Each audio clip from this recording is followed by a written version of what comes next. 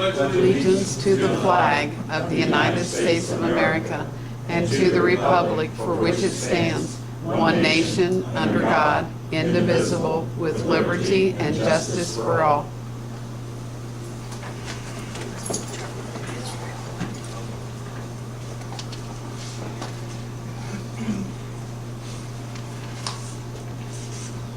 Okay. Today is Monday, August the 7th, 2017. The time is 5:05, and the meeting of the Greensburg Board of Works is called to order. At this time, please silence electronic devices. To comply with Title VI of the Civil Rights Act of 1964, the city requests that participants in this meeting complete a voluntary anonymous survey that is available on the table in the back of the room. Roll call. Carol Perkins. Here. Rick Enswaller. Here. Lynn Tebby. Here. Daryl Holden. Here. Okay. I hope all of you received the July 3rd, 2017 minutes from the last board meeting. Is there any corrections to the minutes? If not, can I have a motion to accept the minutes? So moved. Second? Second. All in favor, say aye. Aye. All opposed? Tonight, no old business. Mrs. Pumphrey, you're up on deck. Thank you. She's got a neat deal going on. Yep, right there. I'm Carol Pumphrey, and I am come to take a short period of your time to ask for a temporary closing of North Franklin Street on September the 9th, which is a Saturday. If I can, I will pass out. Thank you. Thanks. Thank you.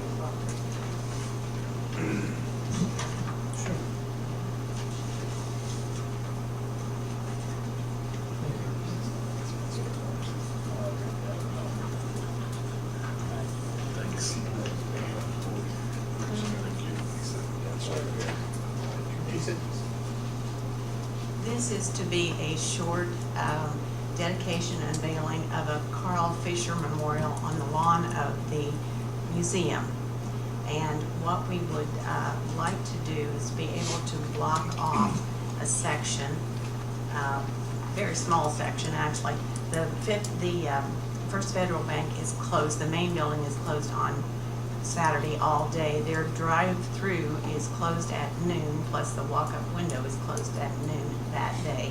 We start at 12:30, but we feel like we need to perhaps put some barricades up for a short period of time prior to 12:30, and I leave that to your discretion. I'm not sure what time you would feel we would need to do that. We will have a classic old car. It's Carl Fisher's 1913 Packard, and we're going to put it in front of the museum. We will have access to the bank parking lot there, which they won't be using, and we have classic cars coming in to fill that area. So we would like, we're trying to get 100 people to attend. So we will need to stand in the street for this dedication. And if you can look on the map at the very corner of that parking lot, there's a little red dot, and that is where the memorial will be. It's right close to the sidewalk, so we will be having to stand out in the street to see that. We'll have some refreshments, some music, and hopefully some state and local officials. Randy Fry has actually accepted and plans to be with us, so we hope to get a nice group of people together. And I don't know if you have any questions or not. Until what time? Probably, When will you be opening the street back up? probably 1:30, Okay. something like that.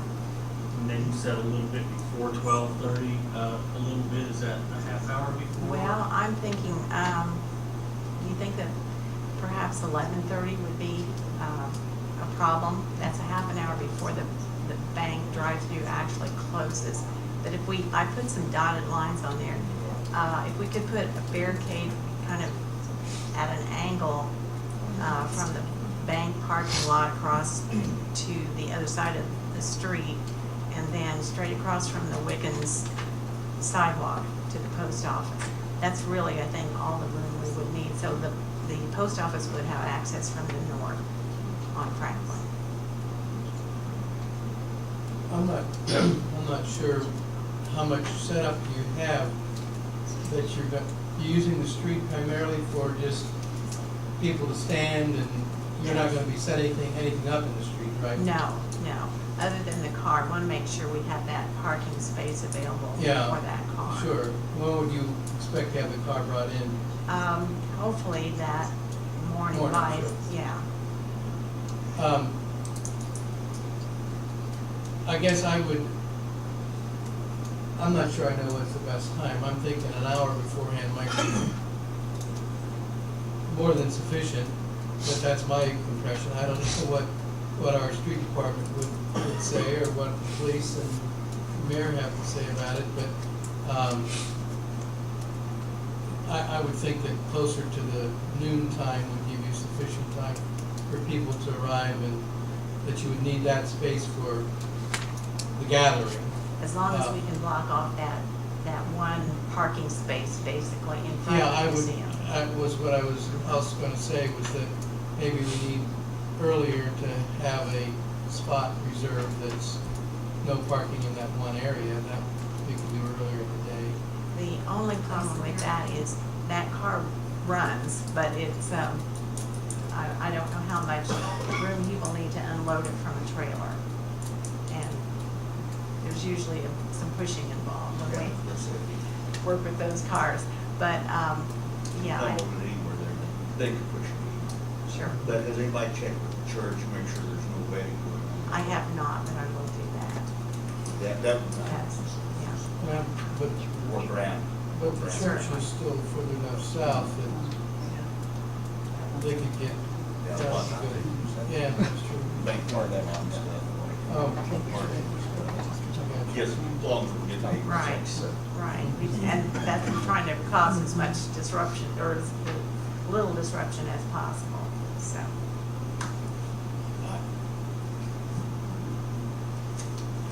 I guess, Mayor, what's your thoughts on this?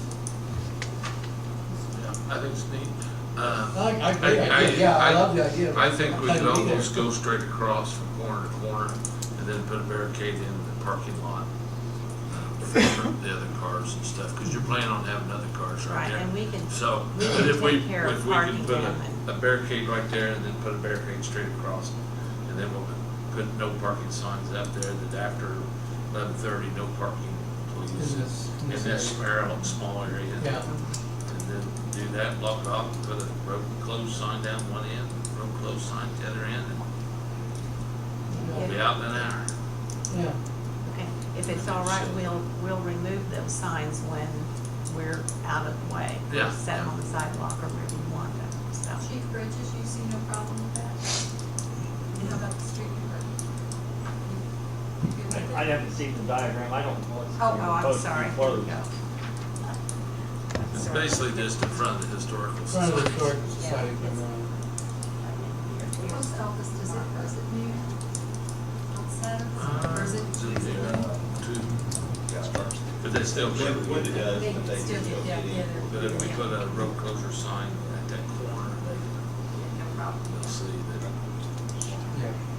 We'll be happy to work with Well, this whatever is you a, decide to do, one-time so. thing, and it's a This is a neat, unique, really neat yeah, a project. unique, idea, I mean, not idea, but it's unique to Greensburg. Yes, very. And I thank you guys for bringing it.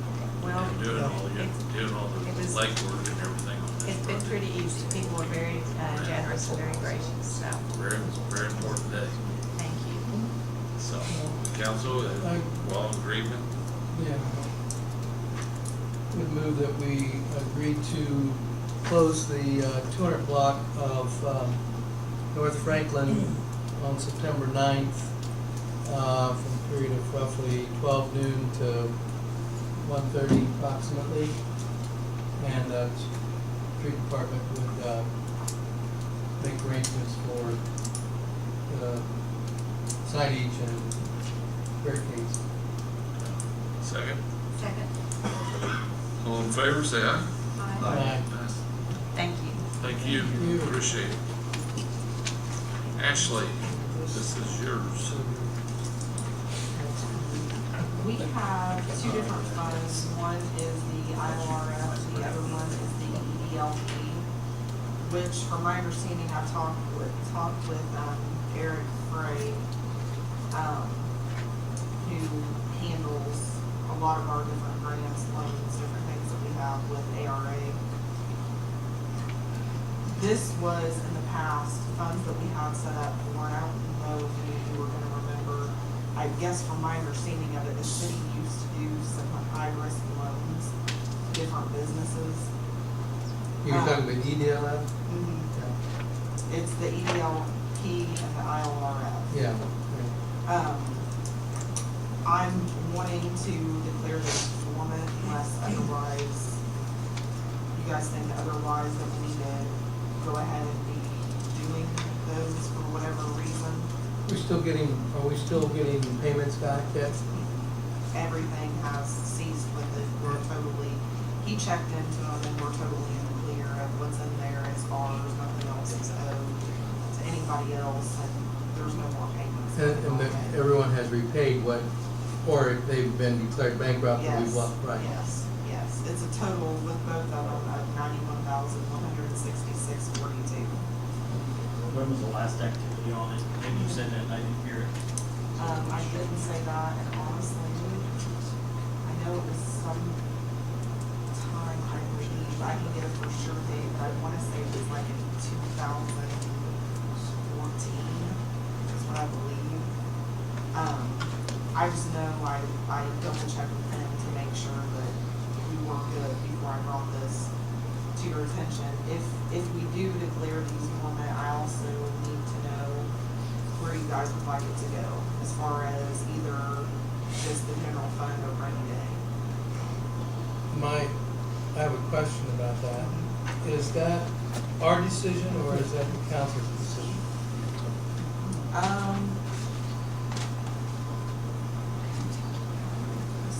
I guess the question of you declaring dormancy, whether it's ours or the council's, and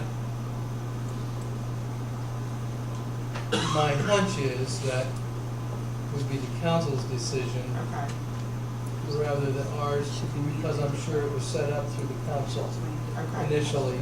I know, I'm pretty sure at one of those points along the way, years ago, I recall, I know what those were, I remember when they, and there's other opportunities now to do those kinds of things, and I don't think we need to be in that business, so I concur that we should declare it dormant, and if those dollars are now ours, to be used, and I'd be happy to tell you where I think they should go, but I'm not sure it's my place. Well, I guess we can make recommendations to the council if it's the council's decision or whoever it is, and that's probably something that Chris might have to research. I don't know. I don't know anything about the funds at this point, so I'll have to look into it. So we'll table this until next meeting, Yeah. and then once we find out, we'll Yeah, get with the and council whose next meeting. responsibility it is.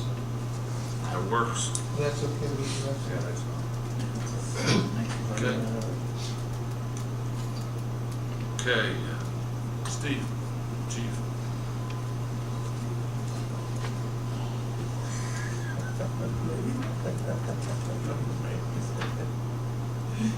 I'm here, I'd like to, first of all, transfer some equipment. We have some old SCBA bottles, which is still good, but we do not use them. I'd like to transfer 8 of those bottles to the Adams Fire Department.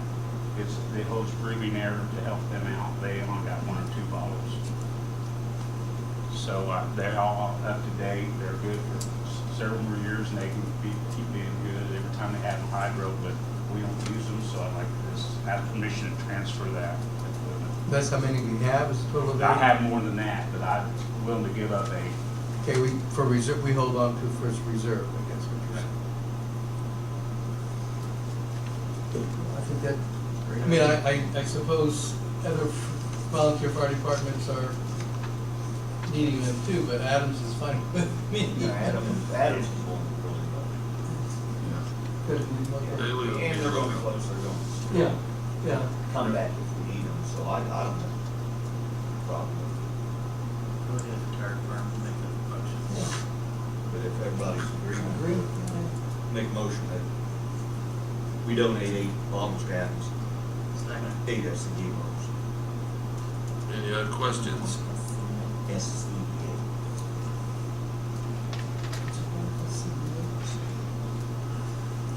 All in favor, say aye. Aye. Opposed? Okay.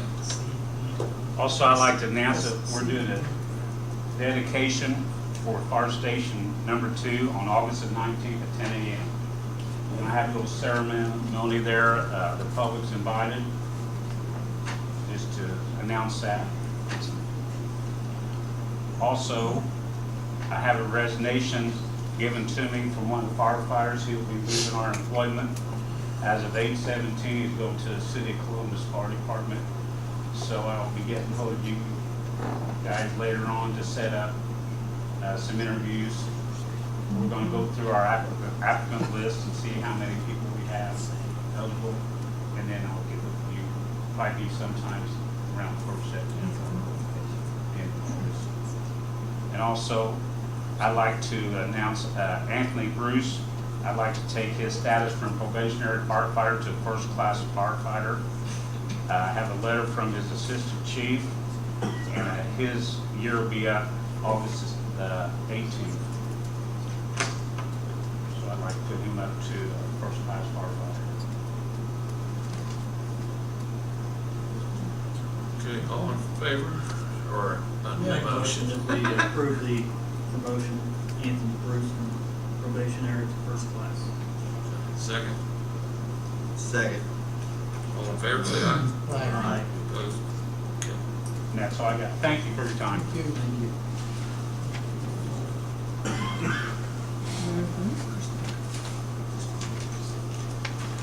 Mark?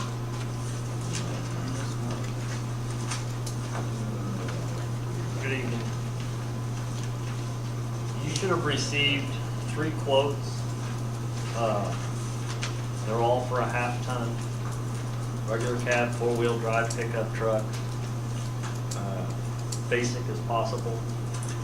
The only thing it has on is trailer brake control, and that's so we have the capability to pull the lawnmower trailer and back up.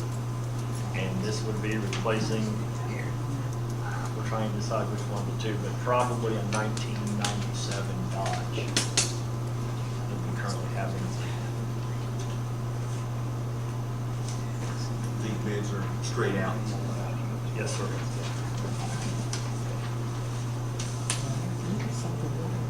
We don't need anything to push snow. No. We've got a piece of equipment right now that we can man, so. It is a 4-wheel drive.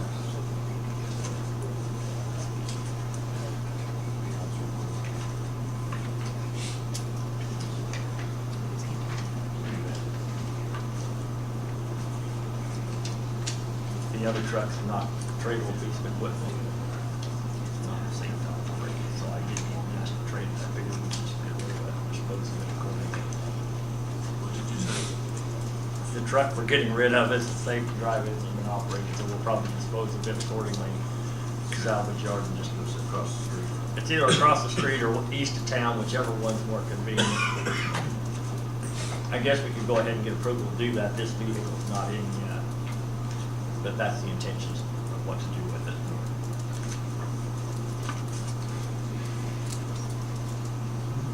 Okay, yeah. So with these bids that you have, I mean, we can see which one is the lowest bid, which is you look, but you feel like all 3 trucks are, you have no preference on whether it's a Ford or Dodge or whatever? No, we all have a preference on our personal vehicles, but they're all 3, the most basic, Just basic, half-ton, okay. 4-wheel drive pickup trucks. They're oranges to oranges. They're, exactly. And we have each in the fleet, so we've always gone with whoever provides us the best price in the past. So it looks like, Yeah. Acre, Need to buy, well,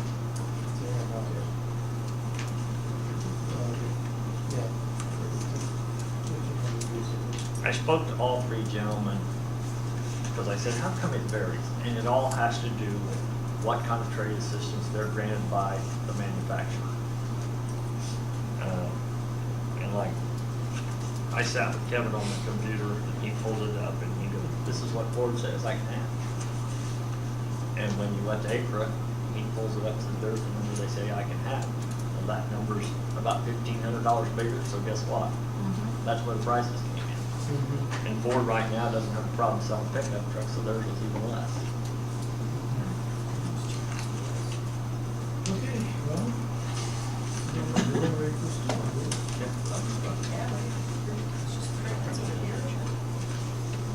Okay, so let's need a motion to accept the 22,936 price. Yeah, I'll make a motion, we accept Acre's bid for a new truck for street department. Okay, second. I second it. Any other questions? All in favor, say aye. Aye. Opposed? Okay. How You're on. soon can you have the truck? Does it have to be ordered or? Yes. Oh, okay. It's probably gonna have to be an 18, because the 17 schedule is already stopped. And I think one of them even specified that on the letter. Okay. So as quickly as they can get it, okay. We'll tell them to go tomorrow. Acre says 2018 also. Yeah. Okay, Ron May.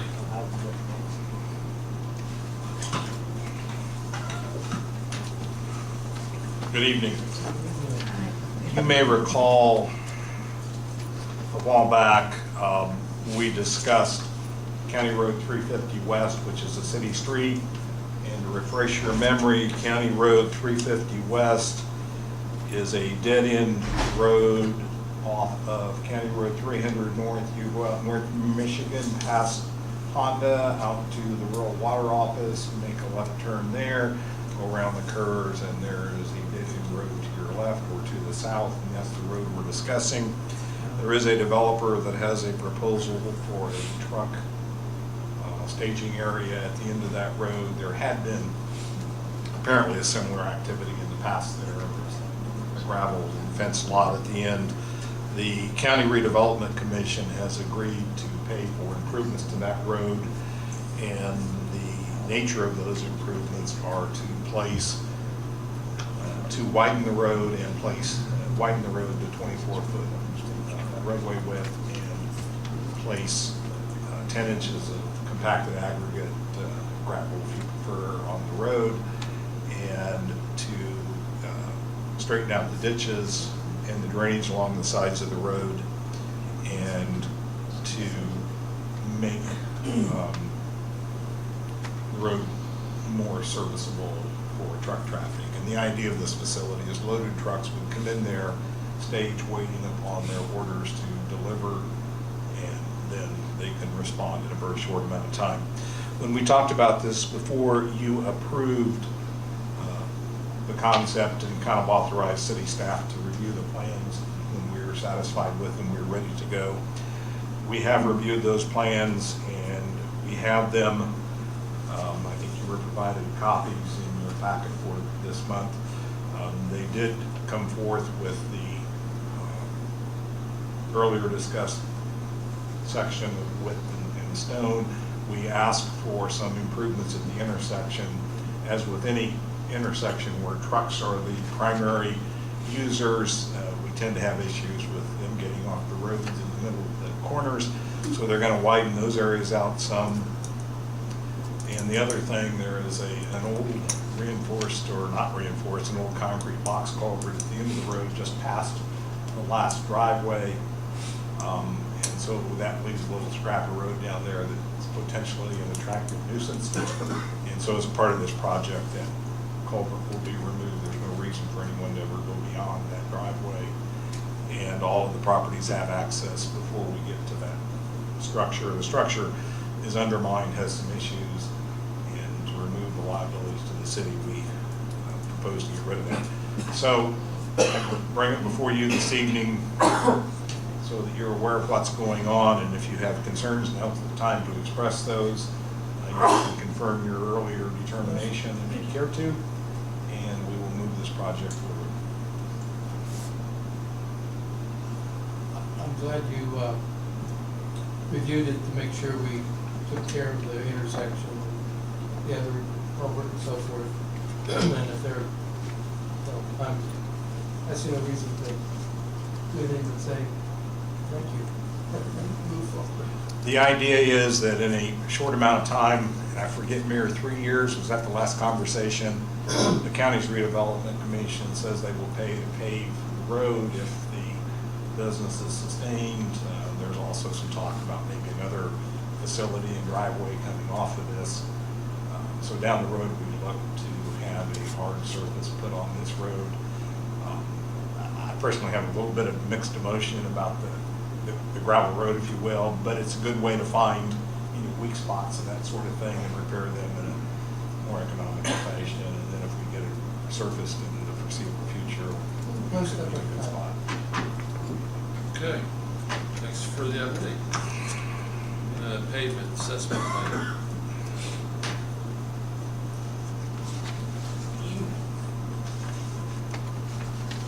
You probably recall last year we hired a consultant to do an asset management program for our pavement. That is a requirement of the Community Crossing Matching Grant Program, that before a community is eligible, you must have your pavement asset management plan. So last year, our consultant came in and rated all of the streets almost literally by block. We have about 70 miles of street, and we had 695 street segments, so about 1/10 of a mile, and some of those are longer areas. The requirement for this year was that pavement ratings could be up to 2 years old. So we didn't have to re-rate every street in town, but we did re-rate those that we worked on as a part of last year's program. And we also re-rated all of the streets that we thought we would like to include in this year's program, so at least those are up to date. One of the things that's different is we now, because I was able to get some training, we now can do the rating in-house. And so going forward, we would continue to prepare the pavement asset management plan without the use of a consultant. And what you see here is a part of that process. The system that we used and is kind of fairly strongly recommended by the local transportation assistance program through Purdue University and by NDOT is something referred to as PASER, and PASER is an acronym for Pavement Surface Evaluation and Rating. And while it does say surface, this is actually a structural condition rating. And I point that out only because you can have good quality of ride with not good structural capacity, and you can have poor quality of ride with good structural capacity. This is really more driven to the structural capacity, which is believed to be a better assessment of the life. So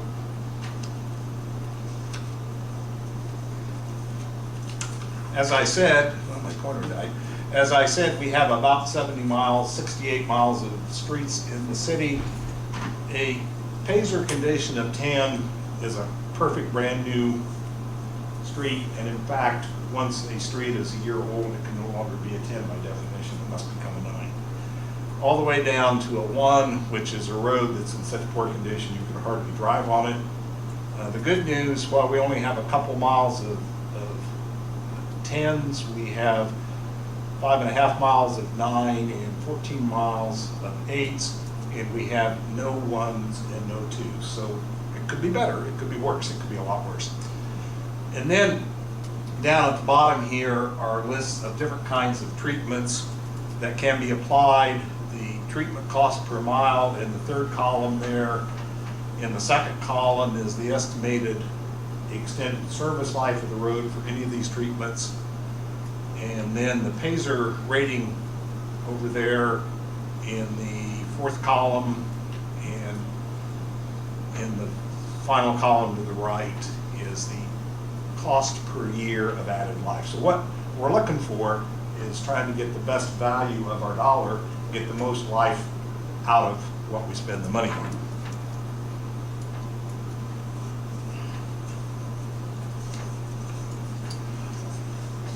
So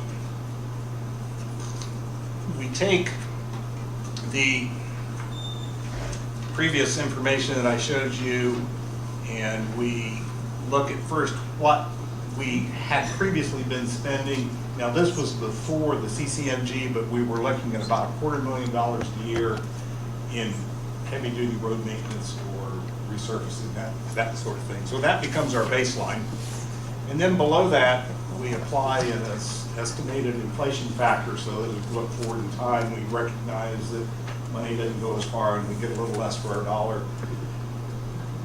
Our assumptions that we made was the first 4 years, we could spend $1 million a year, which is basically predicated on the idea that CCMG would come up with $500,000 and the city would come up with $500,000. That would be our $1 million a year.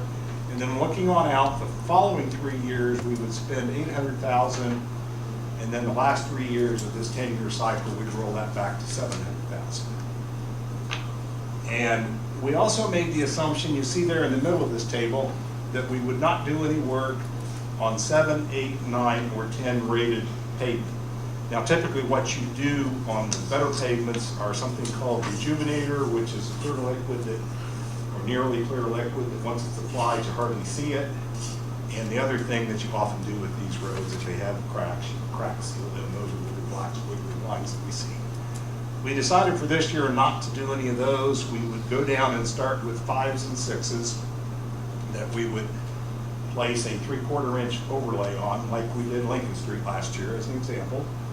And then we would also, if the money goes that far, go down to the 4s and do an 1.5 inch overlay. And the 3s, we would do full depth patching of critical areas with an 1.5 inch overlay. We also in our model said that we have a few streets in town that are rated 3s, but they need attention. So our model says we're prepared to do 0.6 of a mile this year of the 3s, and next year a half mile of the 3s, so we allow a little money. This is really a macro approach to pavement management. We're not thinking about individual street segments as much as we're trying to predict what happens if we use our money in this fashion as we go forward. So with that in mind, a general definition is a Payzer rating of 1 to 4 is poor, that's shown here in red. Fair is 5 to 7, that's shown in yellow, and good is shown in green as anything better than a 7. So the bottom one we should look at first, and you see the green, which is the good, over the ensuing 10 years, if we just keep spending our $250,000 a year, they continue to decrease. And the red continues to increase. The poor gets worse. And the middle band is the average, or the fair, and it gets worse over time too.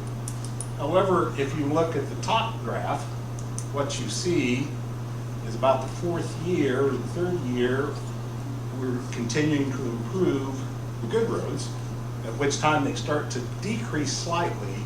But when you go down to the poor, you see that after the 3rd year, we get rid of all the poor. So this is the asset management approach that we took with our applications for CCMG for community crossings that we'll talk about here in just a minute. It provides us an elimination, if we stay with this, if we're faithful to this approach, it provides us the opportunity to eliminate the poor. And at the end of the whole thing, the good will be about where we started. And a different way to look at this is the remaining service life. service life is a concept with pavement that it deteriorates to a point, you can still drive on it, you can still use it, but it doesn't provide the desired level of service. So you can go into negative service life. The middle graph here shows what happens. We start out with about 7.5 years of average remaining surface life. By the end of the 10-year period, we're down to somewhere around 1.5 years of average remaining surface life. If you look at the top one, you see that we start out with an average remaining service life of just under 8 years. It peaks out at just under 9 years, and then it pretty much holds steady. So this approach would keep the overall conditions of our streets pretty uniform. The bottom graph is just the two upper ones superimposed. And finally, the average Pacer rating, the middle one again is if we just do what we've done. So we go from something just under a 7 down under a 6. But if we do the plan as we propose it, we get up around an average Pacer rating of 7 and we can hold it there. So again, it's another way to look at the fact that this plan can keep us fairly uniform in the outcome. So looking at a 5-year proposal, now the way this model works is you spend your money on the roads at the top of the list first, and always work your way down. So in the first year, we would spend $900,000 on our 6s, and that $93,000 down on the 3s are the ones that we forced into our system. So that was a forced expenditure. And then we look at 18, and we would spend money on 6s and 5s. And again, the 3 is the money that we said, that half mile we said we would do next year. And then we get on down to 19, and we're going to work on some 6s, some 5s, and some 4s, because we're getting rid of the 6s over time and getting rid of some of the 5s, and the money will go further down the list. And then finally, the last 2 years of our 5-year, we're actually getting down to where we could spend some money on some 2s because there's enough money to go that far. And while I said there were no 2s, because we've let some of those lower ones, we haven't attended to them, they're going to slip down a little bit, but we will get back to them out a little further. And then finally, in year 5, even though we said we were going to spend up to $800,000, we're really saying we're only going to spend $561,000 because that's all the need there is. So this approach can get us somewhat ahead of the game, if you will. So that is the concept. Now, this concept needs to be looked at every year. It's a planning tool. It's constantly changing. We will re-rate all of our street segments next year and kind of not start over, but we will have fresher data, and we can consider the assumptions and the philosophy that was developed this year and decide if that's appropriate next year, or if we need to do it in some different way that's more beneficial to the city. This pavement asset management plan was submitted to LTAP and was approved, so we have satisfied that requirement for our CCMG applications. Any questions? So now we're just waiting to see if they will accept the projects. There you go. Instructor. Thank you. It's a good process. It is a planning tool, and like all planning tools, you continually evaluate them. So that's where we would go. So after having completed and having gotten our pavement asset management plan approved, we selected 5 projects for application for CCMG. And that was information you were provided before. And the first project, and these are in order of our priorities. Well, we don't know if we're getting them, so do we need to, what happens if we don't get them? The mayor's absolutely correct. We have applied for these 5. We hope to hear in the next week to 10 days. They're talking the middle of August. We're supposed to have answers. We do not know how they will select. We do not know if they'll knock our bottom priority out first or our first priority out. So I would wait until we know for sure when we're gonna be, what we got and what we've done. Ron's done a good job and Mark gotten this projects covered. And so, but we need to, think about if it, when it comes through, then we can talk about it some more. Okay? Because we've got two separate ops in, right? Well, we got five. We have five projects, four of which were collections of streets to be overlaid in different ways. Okay, I was thinking of the different funding, I guess. You got the one for Lincoln Street, a separate one, right? But it is still a CCN, Right. Community Crossing Matching Grant, yes. That is one, and then there were four others. Okay. And the four others include these that we've been given here, the Yes. different sets of streets. Generally, well, one of them, or two of them actually, was where we took a neighborhood subdivision and tried to, the street in that location were all about the same condition, minor differences, but, so we tried to do an entire neighborhood there. Right. Makes sense. Others were where we had segments of road that had similar needs, so they were convenient to put together in terms of contractors' work on those. We tried to get similar kinds of activities together. And now we're waiting to see how that goes. How much they're gonna, they get to select the, they don't just give us the total amount, we make a selection, they're able to.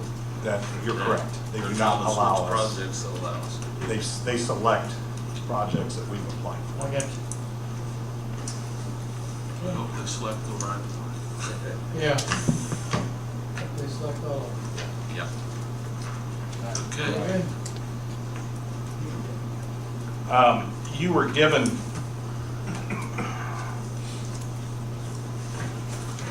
a list of 2016 accomplishments and 2017 goals for Title VI. This is an ongoing activity required by the federal government. Predominantly, we're seeing it from the Federal Highway Administration through NDOT for our projects that we have there. And I don't need to read the entire list, but I will highlight a few things that was accomplished last year. We developed a Title VI policy, we developed Title VI assurances and grievance procedures, and we developed an implementation plan, and that was all adopted by the City Council as a resolution, so it's formally adopted. I think fortunately we had no complaints, so we had nothing to investigate. We have provided the plan and complaint forms to all of the city departments, and we are working to see that all of our agendas and meeting announcements have the message on there about needed special assistance. It's actually more ADA than Title VI, but at some point these two things blend together. And we have been doing a good job of requesting the survey from the public in all of our meetings. What we'd like to accomplish in 17, again, just to highlight a few, we're working to get the policy posted on all of the public bulletin boards in the various departments. We're working to see that I get regular training in Title VI each year. We're working on a new personnel policy, and in that new policy, we need to include Title VI and procedures and so forth, so that all of our employees are aware of this need. And we have picked out a couple of departments. I picked out a couple of departments, police department and the utility office, and I want to work with them through the remainder of the year and kind of review their policies and procedures as they relate to Title VI. They are probably the two activities that has the most public contact So that's why we're looking there, and this is a learning process for everyone. So I'm learning as we go, and our other department heads will be learning as we go. And the other one I would highlight, hope to find a reporting process so that all of the departments can kind of report back on how this is working for them. Again, this is a planning tool and an ongoing process. Right, thanks for doing this. Just a question, more of curiosity. It's been, I've thought of it many times. I'm just curious. Have we had any voluntary surveys? Yes, we have collected half a dozen, 8, 10, not a Okay. lot, but That's some. all. That's all. And so, one of the things you probably saw on the goals is we need to figure out a way, if there is a way, to solicit more minority and low-income participation. If you look at the survey data, we haven't formally summarized it, but I've looked through it all, and it's kind of middle-class American people that have filled out the forms. So, that either means that we don't have minority/low income, or they're not filling out forms. And that could be good or bad. So we need to understand how that all works. Next. Environmental restrictive covenant. Back in, I think it was 15, the city sort of acquired a piece of property referred to often as the Johnson property over on Railroad Street, 128 Railroad Street, and that was either a brownfield site or a potential brownfield site. And before the city actually acquired that, it was recommended that the city acquire something referred to as a comfort letter. And this comfort letter came from IDEM, and it was actually acquired on the 22nd of October in 2015. And the comfort letter says basically that IDEM is aware that there were underground storage tanks and that there was some contamination on the site, and that contamination had occurred prior to the city's ownership. And while it doesn't fully relieve the city of any obligation if there's ever an action there, it should greatly minimize our liability in any kind of cleanup effort. However, one of the condition of the comfort letter was that the city enter into an environmental restrictive covenant, and that covenant be recorded at the Decatur County Recorder's Office, so there is a record going forward that there are limitations on how that property can be used. And this is very summarized, but the restrictive covenants basically says that the real estate can never be used for residential purposes, and that it cannot be used for educational purposes. It also says that if somebody were to construct a building that is habitable, then there are some issues about ventilation that have to be investigated and get IDEM to agree with how that gets accommodated. I think it's fair to say at this point the city has no definitive plans for that property, but there has been discussion about maybe a storage building for street department vehicles or something like that. So we would have to be sure that we understand what that means relative to it's a vapor issue. In a confined space, vapors coming out of the ground could become a problem. So you want to make sure that we don't harm anyone that might have reason to be in there. However, if we want the comfort letter, we have to do the restrictive. So I bring this before you tonight. Now, Chris has reviewed this, and not to put words in Chris's mouth, but I've talked a little about it, and I think he's understanding of what it is. So, Chris, I'll let you express your own views here. This would make it a permanent part of the tax property records, so that go on to any future owners. And my review is the same. It looked like something was done back in previous years, and the actual document just was never recorded. So it's just completing what was started. Right. You recall this, don't you? Yeah. It's for our own, it's our own protection to do this. I mean, I think it's something we not, well, should do, but so far it's in our best interest. There's no reason not to agree to the covenant and move forward. If you have questions or other comments, Darrell? Motion? Yeah, I would move that we agree to the environmental restriction covenant. And Approve it. authorize the mayor to sign. Authorize city to agree to the mayor to sign. Second? Any other questions? All in favor, say aye. Aye. Opposed? Okay, thanks. Okay, Jeff?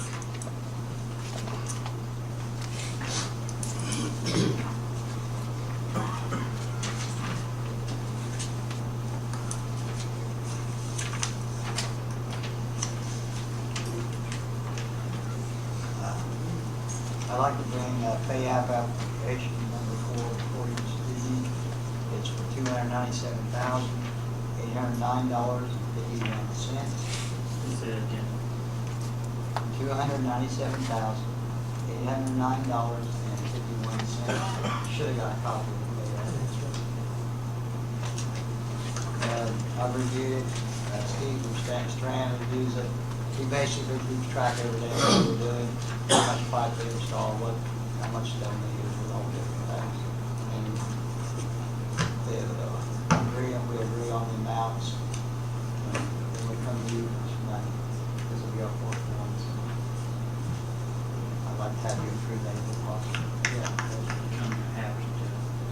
You're gonna see me at least 12 more times, I know. I'll make a motion to